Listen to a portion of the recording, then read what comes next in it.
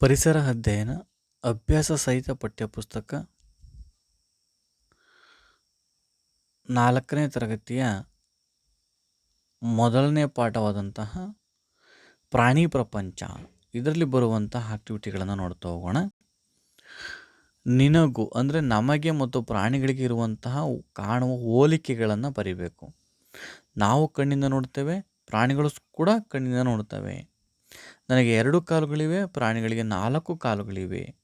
ನನಗೆ ಕಿವಿ ಇದೆ, ಪ್ರಾಣಿಗಳಿಗೂ ಕೂಡ ಕಿವಿ ಇದೆ.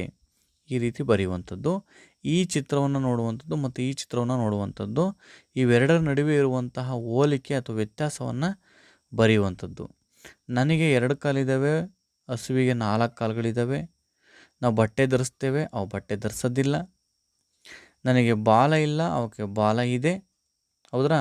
ನಾನು ಮಾತನಾಡುತ್ತೇನೆ, ಅವು ಮಾತನಾಡುವುದಿಲ್ಲ.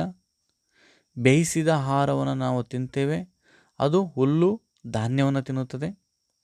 ಕೈ ನನಗೆ ಇದೆ, ಕೈ ಇಲ್ಲಿ ಇಲ್ಲ. ಇನ್ನೂ ಸಾಕಷ್ಟು ವ್ಯತ್ಯಾಸಗಳನ್ನು ನಾವು ಬರಿಬೋದು.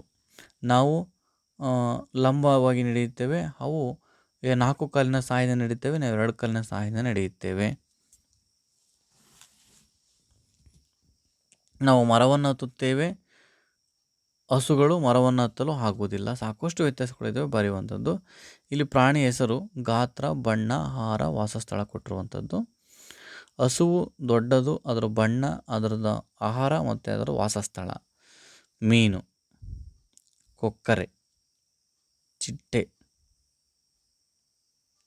ಕೋತಿ, ಓತಿಕ್ಯಾತ, ಮೊಲ, ಮಿಡತೆ, ಆಮೆ, ಬಾವಲಿ. ಈ ರೀತಿ ನೀವು ಪುಸ್ತಕದಲ್ಲಿ ಮುದ್ದಾಗಿ ಬರೆದುಕೊಳ್ಳುವಂಥದ್ದು. ಇವು ವಾಸಿಸುವಂತಹ ಜಾಗಗಳು. ನೆಕ್ಸ್ಟು, ಸಸ್ಯದಿಂದ ಬರುವಂತಹ ಹುಲ್ಲು ಎಲೆಗಳನ್ನು ತಿನ್ನುವಂತಹ ಉತ್ಪನ್ನಗಳನ್ನು ತಿನ್ನುವಂತಹ ಪ್ರಾಣಿಗಳಿಗೆ ಸಸ್ಯಾಹಾರಿಗಳು.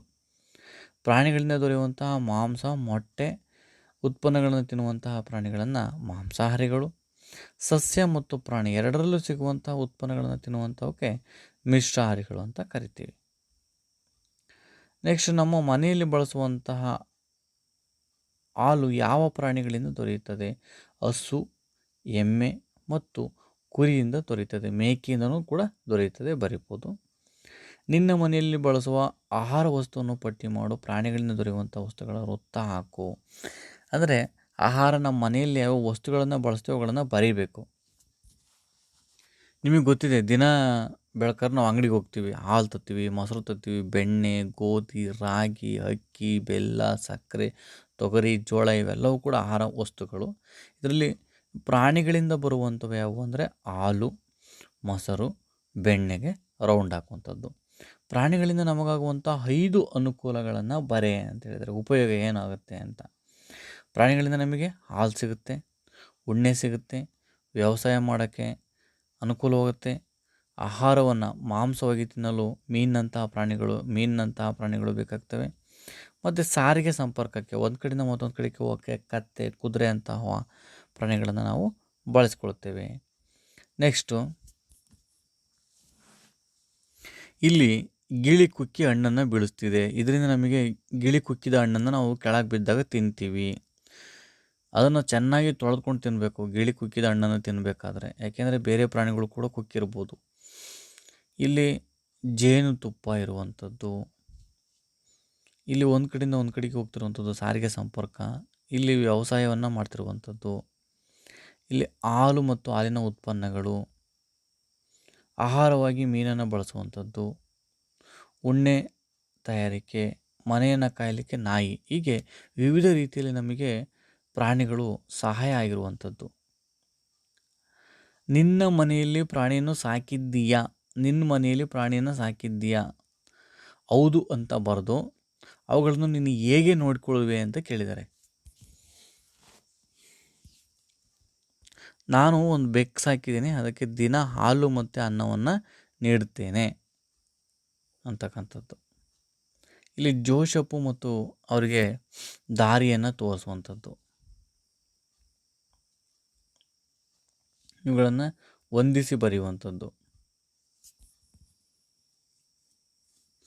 ಪ್ರಾಣಿ ಮತ್ತು ಪ್ರಾಣಿಯಿಂದ ಉಪಯೋಗಗಳನ್ನು ಬರೆಯುವಂಥದ್ದು.